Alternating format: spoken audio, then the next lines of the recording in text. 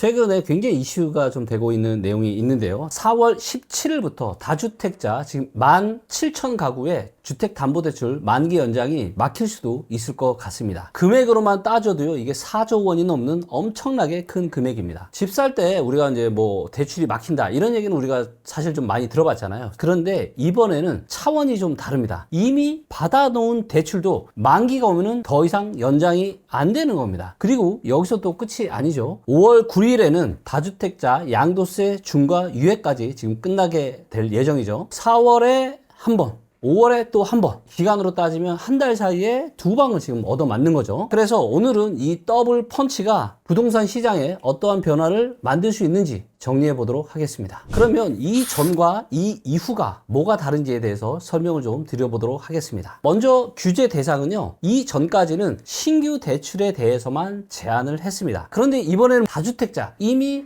대출 받아 놓은 것까지 만기가 오면은 이거를 규제하겠다. 지금 이런 내용인 거죠. 그래서 규제에 대한 대상이 달라졌고요. 체감이 달라졌습니다. 이전에는 앞으로 못 빌리겠네? 이거에 따르면 앞으로는 이제 받은 것도 연장이 안 된다라는 겁니다. 성격적으로도 좀 차이가 있는데요. 이 대책이 나오기 이전에는 진입에 대한 차단. 그래서 이제 앞으로 못 빌리니까 내가 새로 집을 못 사니까 새로 진입을 못 하는 거죠. 그래서 이거를 차단하는 건데, 기존 대출에 대한 만기 연장이 안 되는 거, 보유를 하고 있는 것 자체를 압박하는 겁니다. 상당한 차이가 있다는 것을 여러분들이 알아두시면 좋을 것 같아요. 지금까지는 다주택자는 새로 빌리기 어렵다 였는데, 이번에는 이미 빌려놓은 돈도 만기가 오면 이제 갚아야 된다로 바뀐 겁니다. 다주택자의 지금 보유 전략 자체가 흔들리게 지금 생긴 거죠. 그러면은 도대체 이게 규모가 얼마나 크냐, 그리고 이게 규모를 우리가 좀 알아야 부동산 시장에 영향을 미칠 이 여파에 대해서 저희가 가늠을 해볼 수가 있을 거잖아요. 금융위원회가 4월 1일 날 발표한 2026년 가계부채 관리 방안에 따르면요, 전체 규제 대상은요 17,000가구입니다. 와, 정말로 많죠. 금액으로만 4조 1,000억 정도 됩니다. 자, 그리고 연내 만기 도래, 올해 안에 지금 만기가 도래하는 거는 12,000가구입니다. 그리고 금액으로 따져도 2조 7천억 정도 됩니다. 그리고 이 중에서 규제 지역인 서울과 경기도에 대략 7,500가구 정도가 있습니다. 연내에만 대출을 갚든지 아니면 집을 팔든지 선택을 해야 되는 이런 다주택자들이 꽤 많이 있다는 것을 의미하고 있습니다. 아마도 지금 이 영상을 보고 계신 분들 중에서도 나도 지금 집이 몇 채 있는데, 이래서 아마 고민하고 계시는 분들이 있을 줄로 압니다. 자, 이분들은 어떻게 해야 돼요? 규제 대상 조건에 내가 해당이 되는지를 명확하게 파악을 하시는 게 아주 중요합니다. 그래서 이 부분에 대해서 제가 말씀을 드릴 텐데요, 다음에 세 가지를 전부 다 충족을 하셔야 됩니다. 현재 주택이 2채 이상 보유를 하고 계셔야 됩니다. 그 다음에 두 번째 조건은 뭐예요? 수도권 또는 규제지역 아파트를 담보로 대출이 있어야 됩니다. 해당의 대출 만기가 2026년 4월 17일 이후에 도래하는, 그래서 이 세 가지 조건이 충족이 됐을 때 규제 대상에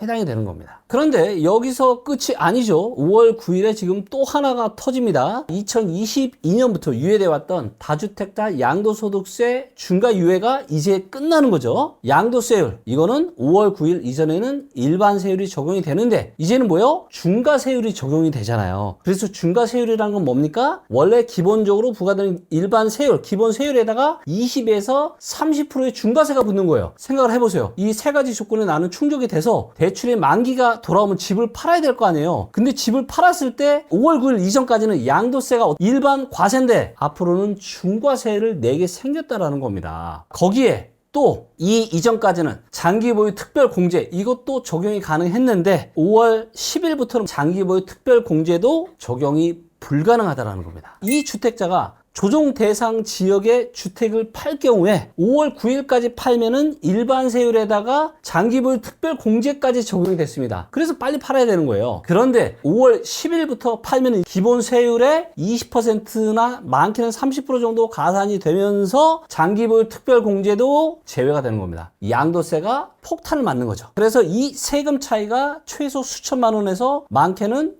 억 단위까지 벌어질 수 있다는 겁니다. 그래서 지금 시장에 굉장히 무시무시한 신문 기사들이 나오고 있죠. 뭐 이번에는 뭐 진짜 도망갈 길이 없다. 뭐 4월에 한 번, 5월에 또 한 번.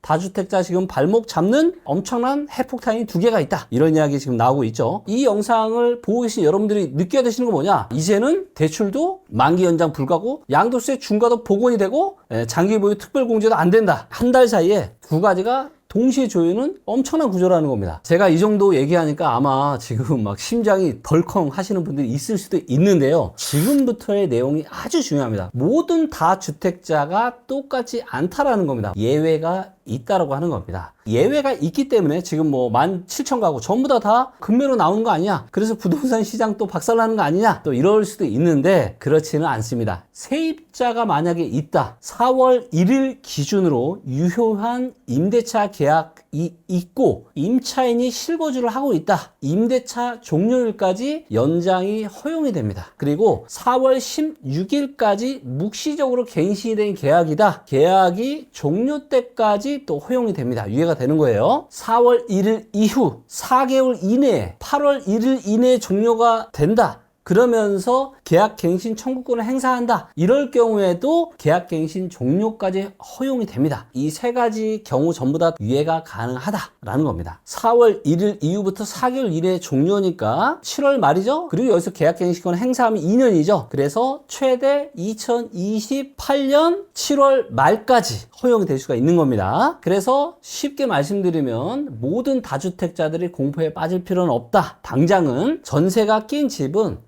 세입자 계약이 끝날 때까지는 버틸 수 있다. 근데 이 버티는 것도 언제까지가 마지막이다? 2028년 7월 말까지가 마지막이다. 이렇게 생각하시면 될 것 같습니다. 그리고 무주택자에게도 약간의 인센티브가 있는데요. 무주택자 분이 혹시라도 이 다주택자의 새가 낀 매물을 살 경우에는 올해 연말까지 토지거래 허가를 신청을 하게 되면 실거주 의무가 한시적으로 면제됩니다. 이거는 사실은 무주택자에게도 인센티브이긴 하지만 궁극적으로는 지금 다주택자 분들이 마음이 되게 힘들 거잖아요. 그러니까 그분들을 배려해서 그분들이 물건을 편하게 팔 수 있게끔 만들어주는 정책이라고 보시면 될 것 같아요. 그래서 정부는 다주택자는 빨리 팔아라. 그리고 무주택자는 사라. 라는 이런 구조를 설계한 거라고 보시면 될 것 같습니다. 그리고 최근에 뭐 이런저런 뉴스들도 많고 하다 보니까 우리 영상 보시는 분들은 좀 헷갈릴 수가 있을 것 같거든요. 그래서 이번 정책들과 관련해서 오해하고 있는 4가지에 대해서 설명을 좀 드려볼게요. 가장 흔한 오해는 다주택자 대출 연장 지금 다 막혔다. 그런데 예외가 있다. 그리고 유예를 해준다. 세입자가 있냐 없냐?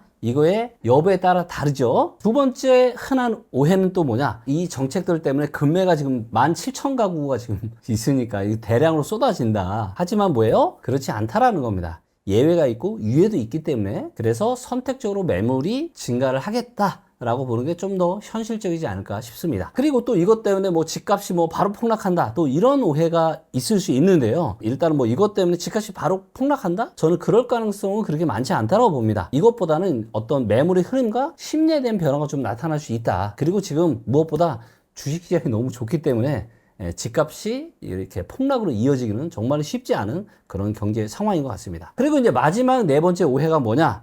무주택자에게는 바로 기회다. 또 이런 얘기가 있는데 꼭 그렇지는 않을 것 같습니다. 그래서 어떤 매물이 나오는지 또 이 매물의 가격이 얼마나 급매인지 아닌지 이런 내용들 되게 중요할 것 같고요. 그리고 또 어느 지역에서 이런 매물이 나오느냐 이런 것도 굉장히 중요한 포인트일 것 같습니다. 이 부분까지 말씀드렸고 이 흔한 오해 중에서 3번째가 어떻게 보면 많은 분들이 관심 있고 중요한 포인트라고 생각을 하는데요. 우리가 과거의 사례를 보면은 규제를 하면은 이 규제 때문에 뭐 가격이 바로 폭락하지는 않고 규제를 하게 되면 이제 거래가 줄고 그 다음에 선별적인 금매가 나오고 그리고 나서 가격에 대한 조정은 가장 나중에 나타나는 경향들이 있거든요. 그래서 이런 패턴들을 이해를 좀 하시고 앞으로 벌어질 상황에 대해서 염두에 두시면 좋을 것 같습니다. 오늘의 내용을 다시 한번 정리를 해보도록 하겠습니다. 자, 이번 규제의 본질은요, 집값이 아닙니다. 다주택자의 보유 구조가 바뀌면서 시장의 매물의 흐름이 어떻게 달라질 것이냐, 이게 핵심이라고 생각을 합니다. 그리고 혹시라도 주변에 다주택자 분들 중에 고민하고 계신 분들 계시면 최근의 정책들에 대해서 제가 자세히 이 영상에서 다뤘으니까 그 부분에 대해서 같이 한번 영상 공유하시면 많은 도움이 될 것 같고요.